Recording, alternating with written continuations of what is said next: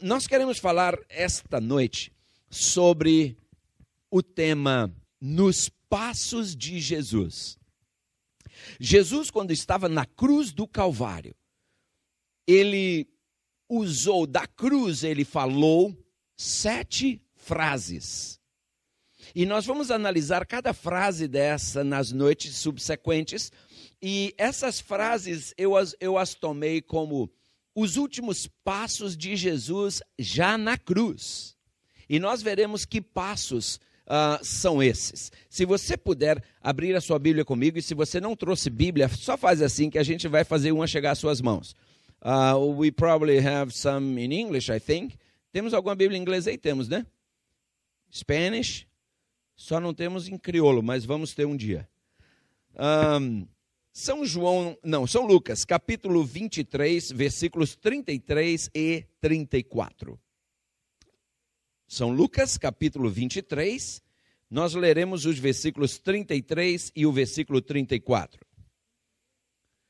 Lucas, capítulo 23, versículos 33 e 34. Notem o que diz o texto. Lucas, capítulo 23, no versículo 33 e verso 34. Todos encontraram? Lucas está no Novo Testamento, capítulo 23 fica logo depois do capítulo 22, e os versos 33 e 34 ficam em seguida ao verso 32. Então, todos achamos? Muito bem, então leiamos juntos, Lucas 23, 33, na minha Bíblia diz assim: E quando chegaram ao lugar chamado a Caveira, ali o crucificaram. E aos malfeitores, um à direita e outro à esquerda. E dizia Jesus, o que é que Jesus dizia? Pai, perdoa-lhes, porque não sabem o que fazem. E repartindo as suas vestes, lançaram sortes. Queridos, veja só, aqui em São Lucas 23, no versículo 34, a gente encontra o primeiro dos últimos 7 passos que Jesus deu já na cruz. E que passo foi esse? Se você olhou com carinho, você viu que Jesus, ali naquele cenário, 3 cruzes colocadas sobre o Calvário, Jesus colocado na cruz do meio. A cruz do meio, sempre que havia a crucifixão de 3 marginais, porque a morte de cruz era reservada para os piores marginais, sempre que havia a crucifixão de 3, quem passasse pelo Calvário, só de olhar a disposição das cruzes, já sabia qual dos 3 era o pior marginal. Imaginem qual dos 3 era o pior. Como é que as pessoas sabiam? Era só olhar para a cruz do meio. A cruz do meio era reservada para o pior. E quem é que estava na cruz do meio? O próprio Cristo. Tendo de um lado um ladrão e tendo do outro lado um outro ladrão. Que situação para o Criador do mundo. Ali estava então o Salvador do mundo morrendo da maneira como sempre viveu. Como é que Jesus viveu, queridos? Jesus havia vindo a este mundo para buscar e salvar o pecador. Buscar e salvar o perdido. E ali estava Jesus entre pecadores, entre perdidos. E quando chegou a hora de morrer, queridos, Jesus morreu crucificado entre eles. E você pode vê-lo ali na hora da agonia. Geralmente, quando uma pessoa está à beira da morte e ela vai falar alguma coisa, todo mundo se interessa em ouvir. O que é que ela vai falar? Até porque depois, durante muitos anos, se comenta, olha, as últimas palavras que fulano falou foram estas. Eu até hoje recordo as últimas palavras que meu pai falou para mim, antes de ele morrer. Eu sei quais foram. Todo mundo presta atenção, quando alguém que está à morte vai falar algo. E agora Jesus estava ali, à beira da morte, e ele fala algo. E ao pronunciar as frases que ele pronuncia, queridos, todos prestam muita atenção. Quando chegou a hora de morrer, Jesus fala, como dissemos há pouco, 7 frases. E eu me lembro de que Jesus começou o seu ministério em oração. E Jesus termina seu ministério também em oração. Esta primeira frase que Jesus fala, queridos, é uma frase que encompassa, que inclui, que é composta de uma prece. Notem,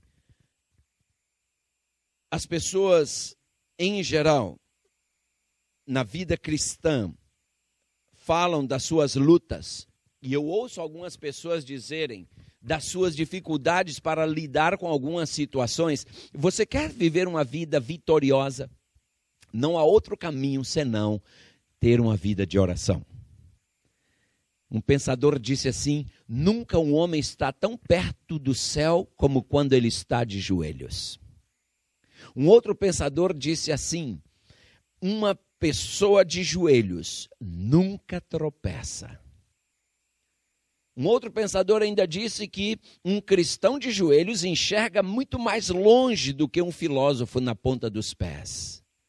É de grande importância a vida de oração. Jesus foi um homem que viveu uma vida de oração. E lembremos-nos, queridos, no início do seu ministério, Jesus orou, conclui o seu ministério em oração. E aqui está uma importante lição para todos nós. Nenhum cristão pode viver uma vida vitoriosa neste mundo, a menos que tenha íntima comunhão com Jesus através da oração. Você sabe, quando você quer ouvir a voz de Deus, como é que a gente ouve a voz de Deus? Você sabia como é possível ouvir a voz de Deus? Sabe como é que a gente faz para ouvir a voz de Deus? Me ajudem. Quando você lê a Bíblia, você ouve a voz de Deus, porque a Bíblia é chamada a palavra de Deus. Agora, como é que Deus ouve a sua voz? Como é que você fala com Deus? Deus fala com você através da Bíblia. E como é que você fala com Deus? Através da oração. E se Jesus, que era Jesus, orava várias vezes no dia, imagina a gente, imagina eu, imagina você, imagine nós. E queridos, Jesus viveu em constante dependência do Pai. Ele aprendeu a viver uma vida de total dependência do Pai. Sabe, às vezes nós vivemos... na nossa vida, nós enfrentamos muitas derrotas. Sabem por quê? Porque nós não aprendemos a depender de Deus. Nós pensamos que podemos resolver o problema por nós mesmos. Nós, ultimamente, ouvimos falar muito um país da África chamado Congo. Alguns de vocês já devem ter ouvido falar no Congo. O cristão lá do Congo, ele tem uma oração muito simples. Ele ora assim: Senhor, sê tu a agulha e eu a linha. Vai na frente que eu te seguirei. Nós sabemos quão poderosas são essas palavras, não é? Quando a gente vai costurar um tecido usando uma agulha de mão, não, uma costura de mão, e você tem um tecido muito grosso, às vezes para passar a agulha não é fácil, não é verdade? Às vezes precisa botar um didal, não é? Empurrar com força a agulha. Mas depois que a agulha atravessa o tecido, é difícil a linha atravessar atrás? Ela passa fácil, porque a agulha já abriu o caminho. Assim é na nossa vida. Se nós permitirmos que Deus vá na frente, se nós o seguirmos, queridos, nós veremos como as portas se abrem. Ele promete. Ele promete, através do profeta Isaías, ele fala assim: eu irei adiante de ti, endireitarei os caminhos tortos, quebrarei os portais de bronze e despedaçarei os ferrolhos de ferro. Eu gosto muito dessa profecia, está em Isaías 45, versículo 2. Ele diz aqui, olha: eu irei adiante de ti e endireitarei os caminhos tortos, quebrarei as portas de bronze e despedaçarei os ferrolhos de ferro. Isaías 45, versículo 2. Que coisa mais maravilhosa, queridos. Jesus, então, ele aprendeu a viver uma vida de dependência do Pai. Ele aprendeu a depender do Pai. E vejam como, mesmo no momento de mais profunda agonia, ali na cruz, depois de ele haver sido brutalmente chicoteado, depois de Jesus haver sido humilhantemente desnudo em público, porque hoje os pintores, os artistas, quando pintam Jesus na cruz, eles pintam Jesus com um pano amarrado na cintura, não é verdade? Mas isso é por mera questão de pudor, dos pintores, porque Jesus não tinha nenhuma peça de pano amarrada na sua cintura. Ele estava completamente desnudo. Imagine a vergonha na frente da sua mãe, na frente daquela multidão. E o Calvário era um lugar que ficava onde as pessoas passavam e botavam os crucificados nus justamente para as pessoas ridicularizarem deles. E à noite eles sofriam muito com frio. Durante o dia, o calor é insuportável naquela região. À noite, o frio é insuportável. Então ali, imagina, com os braços abertos, completamente nu, sofrendo a ação do vento à noite, a ação do sol durante o dia, justamente para fazer a pessoa ir morrendo aos poucos. E ali estava Jesus, e mesmo assim, queridos, Jesus encontra forças para orar. Eu me encanto com isso, sabe por quê? Jesus tinha agora suas mãos pregadas, não podia mais curar, tinha seus pés pregados, não podia mais andar, mas seu coração não estava crucificado, seu coração ainda estava livre para falar com o Pai, sua mente estava aberta para falar com o Pai. Jesus não deixou de orar nos momentos mais difíceis da sua vida. Sabem, queridos, os discípulos, inclusive, haviam abandonado Jesus, mas nem isso o impedia de orar. Às vezes, quando surgem dificuldades em nossas vidas, às vezes, quando a gente perde o emprego, quando a gente perde um familiar querido, quando um filho nosso sofre um acidente, o primeiro pensamento que vem à nossa mente qual é? Deus me abandonou. Não é assim? É. Ah, não, Deus me abandonou. Quando acontece uma tragédia na nossa vida, o primeiro pensamento, no mínimo, Deus se esqueceu de mim. Eu estou orando e Ele não responde. Olha, amados, Jesus tinha tudo para pensar isso, mas Ele não pensou assim. Ali no meio do sofrimento, da dor, da agonia, tendo sido perseguido, caçoado, insultado, sangrando e morrendo lentamente, Jesus não permitiu que nada disso o levasse a duvidar do amor do Pai. Ele não permitiu que nada disso o levasse a pensar que o Pai não o amava mais. Pelo contrário, queridos, ele estava conectado com o Pai. E eu sei que eu posso estar falando nessa noite para alguém que talvez esteja com problemas na escola. É possível. Talvez tenhamos aqui alguém que esteja desempregado, em busca de um emprego e não está conseguindo, e por isso está angustiado. É bem possível que a gente tenha aqui dentro alguém que está inseguro, com incerteza sobre o amanhã, o que será amanhã. Amados, eu sei que é possível a gente estar enfrentando até mesmo enfermidade na família. É bem possível termos aqui dentro alguém que tem um familiar cujos médicos disseram já para ele, seu caso não tem jeito. Talvez alguém cuja família acaba de ser açoitada pelo implacável chicote do divórcio. É possível. Mas eu pergunto, você é capaz de enxergar o rosto do Pai, apesar da ciência médica dizer que para aquele familiar seu não tem mais cura? Você consegue enxergar o rosto do Pai, apesar dos traumas pelos quais você tem passado? Olha, os inimigos de Jesus o haviam rejeitado. Você foi traído alguma vez por alguém que você amava? Você já se sentiu numa situação em que parece que todo mundo te abandonou? Todo mundo virou as costas? Olhe para o exemplo de Jesus na cruz do Calvário. Ele não tinha amigos naquela hora? Seus próprios discípulos o haviam abandonado.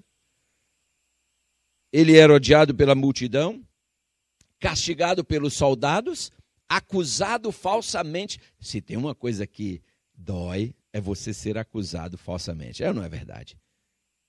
Jesus sabe disso. Ele foi.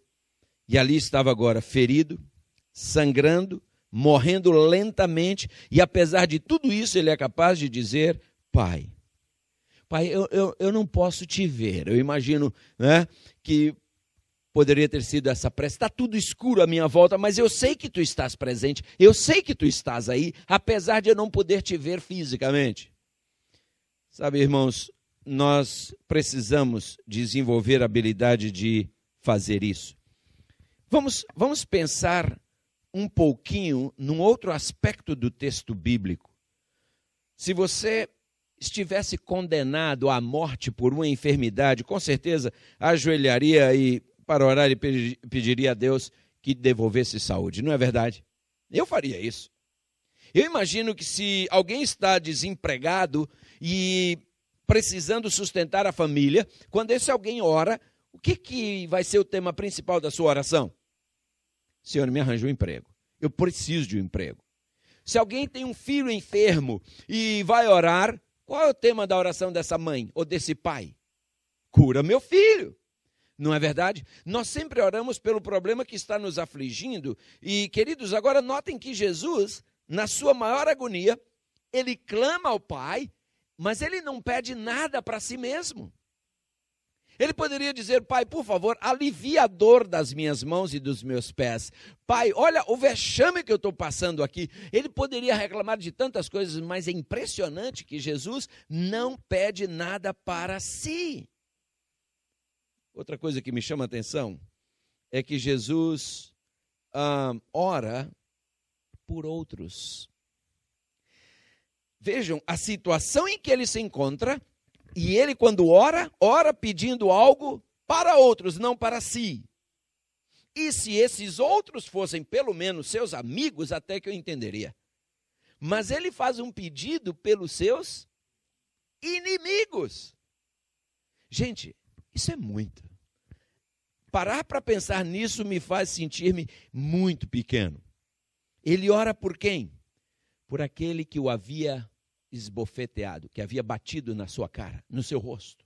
Ele ora por aquele que havia pregado suas mãos na cruz, cruelmente, pregado seus pés também. Ele ora por aquele que cuspira no seu rosto. Jesus ora por aquele que colocara a coroa de espinhos na sua cabeça e depois ainda bateu com a cana em cima para ela penetrar e rasgar mesmo. Jesus ora por ele. Ele ora pelos seus inimigos, queridos, e pede que Deus os perdoe. Uau! Sabem, queridos, mesmo na cruz do Calvário, Jesus viveu o que ele sempre pregou. No Sermão do Monte, Jesus havia pregado, ensinando-nos que nós devemos amar aos nossos inimigos. Olha, amar os amigos às vezes já não é fácil. É ou não é verdade? Tem amigo que dá dor de cabeça para a gente. Agora imagine amar os inimigos. Foi o que Jesus ensinou. Orar pelos inimigos foi o que ele nos ensinou, foi o que ele fez. Você é capaz de orar pelos seus inimigos? Pense nisso. Talvez, se você esteja atravessando até uma fase boa da sua vida, não é isso? Aquela fase que tudo que você faz dá certo. Até pode ser que você se anime a orar por um inimigo, mas quando tudo está dando errado, sabe aquele dia que você está assim, que quando seu pão cai, a manteiga sempre cai virada para baixo? Aquele dia quando dizem para você, está chovendo comida, você vai lá fora com um garfo e está chovendo sopa, entende? Tudo dá errado para você. Nesse dia, você orar por um inimigo é quase impossível. Porque já está tudo dando errado para mim, eu ainda vou orar por inimigo, come on. Queridos, esse dia aí estava tudo dando errado para Jesus. Tudo que podia dar errado estava dando. E ele ora pelos seus inimigos. Sabem, às vezes a gente fica pensando naquela pessoa que nos fez mal e que a gente tem dificuldades em perdoar. Outro alguém que tenha feito algum mal lá atrás no passado. Outro dia eu estava fazendo um curso lá em Atlanta, na Geórgia, e nesse curso me deram uma tarefa de eu elaborar chamam de timeline, sabe, para recordar lá atrás na vida e vir trazendo tudo de bom e de ruim. E tudo de bom era para eu botar um cartãozinho, um pedaço de cartolina verde. As coisas ruins era para eu botar um pedacinho de cartolina, mesmo quadradinho, mesmo tamanho, vermelho. E eu vi os colegas à volta fazendo, e eu vi a cartolina deles com muito vermelho. E eu fiquei, o que eu vou lembrar de ruim aqui para eu botar um vermelho? Senão esse pessoal vai pensar que eu estou com onda. Sabe, eu procuro esquecer. Me fizeram mal, eu não lembro mais, sabe? Já foi. Doeu na época, agora não dói mais. Página virada. E eu fui metendo verde no negócio. E depois o instrutor chegou e me disse assim, não aconteceu nada de ruim na sua vida? Eu falei, aconteceu. Então, cadê o vermelho? Eu falei, meu amigo, eu já esqueci, eu vou botar vermelho aí. Para mim agora já está verde. Na época eu botaria, mas agora não, já passou. Sabe, parece que a psicologia moderna tem que fazer você ficar sofrendo de novo, senão você não é normal. Come on. Já foi, brother. O meu pai morreu há 6 meses atrás, 7 agora, né? Eu confesso, doeu muito no dia. Mas hoje, eu posso até fazer piada já com o negócio. Sabe por quê? Eu amava muito meu pai, expressei todo o amor por ele na minha vida. Eu ligava para ele todo dia. E eu dizia, paizão, estou ligando para dizer que eu te amo. Quantas vezes ele dizia assim, você nem precisa falar, eu sinto. Sabe, isso me dá uma paz de espírito. Eu não tenho nenhum rancor, eu não tenho nenhuma, não rancor, eu não tenho nenhuma, como é que eu diria? Nenhum remorso, obrigado. Eu não tenho nenhum remorso. Eu ofereci para ele tudo que eu pude, enquanto ele estava vivo. Agora eu faço com minha mãe. Todo dia eu ligo para minha velhinha, todo dia. Tem dia que eu estava, como diz no Nordeste, tem dia que eu estou avexado. Estou com a agenda cheia. Mas eu ligo, mãe, eu só liguei para dizer que eu te amo. Com minha mãe é fácil conversar rápido, porque ela não tem conversa mesmo, não.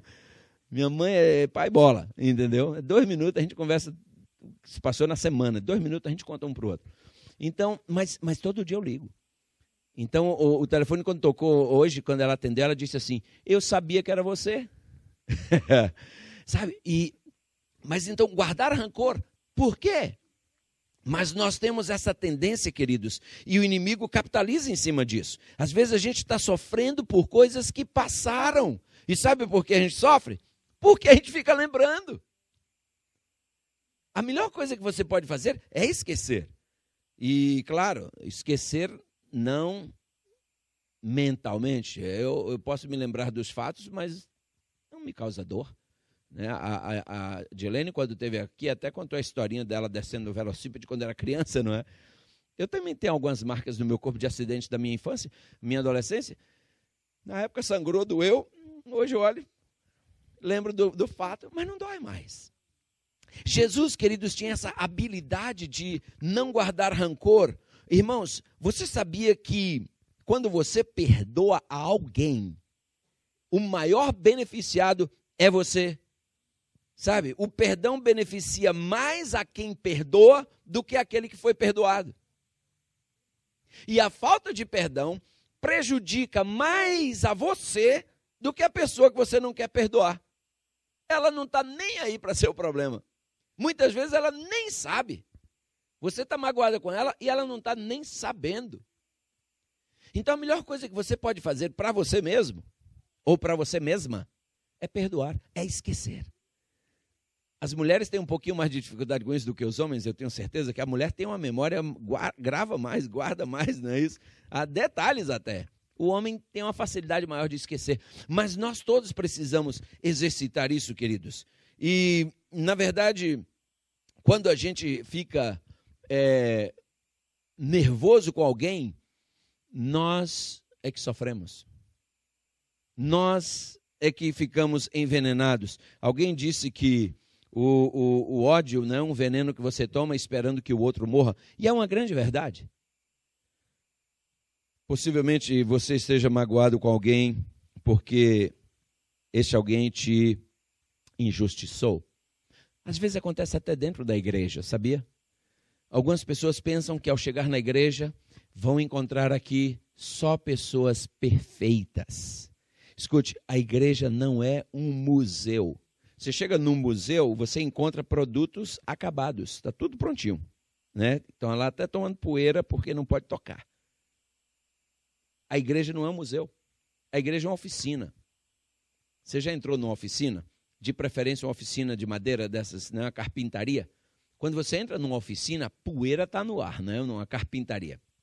Aí você vai encontrar um objeto que está sendo iniciado a confecção dele, está começando a fazer. Então estão ali serrando com a serra elétrica, dando os primeiros cortes. Você olha ali, já tem um que está na fase, já estão pregando. Você olha ali, já tem outro que já estão lixando. Tem um outro ali que já está invernizando. E assim é dentro de uma carpintaria.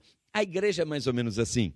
Tem gente na igreja que está ainda recebendo os primeiros cortes, bem rudimentares. Tem um outro que já está recebendo os pregos, já está começando a se formatar. Tem um outro ali que já está no processo de lixa. Tem um que já está mais polido, já está recebendo o verniz. Mas você não vai achar nenhum que já esteja pronto. Nenhum. Todos estão em fase de acabamento. Alguns um pouquinho mais adiantados, outros um pouco menos, mas todos. E sabe quando é que a gente vai estar prontinho para botar na vitrine? Quando Jesus voltar. Só então. Até lá, nós todos estaremos ainda em fase de acabamento. Então nós temos que entender que se eu tenho que tolerar alguém, alguém está tendo que me tolerar também. Porque somos todos produtos dessa oficina. E queridos, Jesus orava por aquelas pessoas. Agora eu faço uma pergunta. Será que a oração de Jesus foi respondida? O que vocês acham? Me ajudem. Esse banco de gente bonita aí, sem desmerecer os demais. Me ajudem. A oração de Jesus foi respondida quando ele orou dizendo: Pai, perdoa-lhes porque não sabem o que fazem. Jesus estava orando pelas piores pessoas do mundo naquela época. Bem, se você quer saber se a oração dele foi respondida ou não, você vai ter que avançar comigo no tempo 40 dias. 40 dias depois de Jesus ter sido crucificado, morto e ressuscitado, Pedro prega um poderoso sermão. Sabe qual era a plateia, qual era o auditório de Pedro? Os mesmos que estavam lá crucificando Jesus, inclusive os que estavam na multidão gritando: crucifica-o, crucifica-o. Pedro agora pregava para eles. Olha, Pedro cheio do Espírito Santo. Se você quiser depois em casa, com calma, leia esse sermão de Pedro, está em Atos capítulo 2. É um lindo sermão que Pedro prega com uma coragem que só o Espírito Santo pode dar. E olha, queridos, o resultado desse sermão de Pedro, a Bíblia registra, foi poderoso. Quando Pedro prega aqueles homens, eles agora começam a refletir em tudo que fizeram. E eu fico imaginando um daqueles homens chegando para Pedro e dizendo: Pedro, peraí, olha, fui eu que coloquei a coroa de espinhos na cabeça dele. Fui eu, Pedro. Fui eu que bati com uma cana para rasgar a fronte. Pedro, será que tem perdão para mim? Pedro disse: tem. Desde que você se arrependa genuinamente. Tem perdão, sim.